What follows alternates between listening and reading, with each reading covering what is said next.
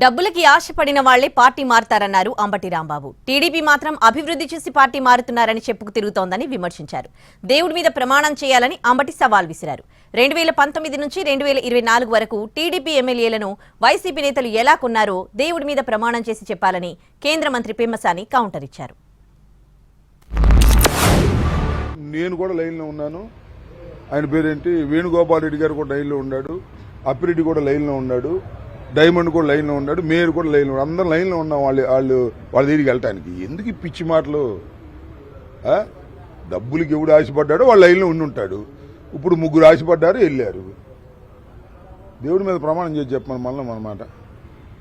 డబ్బులు ఇవ్వకుండానే అభివృద్ధి చూసి వచ్చారని ఎందుకు ఈ పిచ్చి కథలు, పిట్ట కథలు? అంబటి రాంబాబు గారిలా నేను మాట్లాడలేను. మా గుంటూరు వెస్ట్ లో 2019-24 మధ్య మద్దాలగిరి గారు వైఎస్ఆర్ కాంగ్రెస్ పార్టీలోకి వెళ్లారు. ఆయన ఎలా వెళ్లారంట, ఆ రోజు కొన్నారా వాళ్ళు?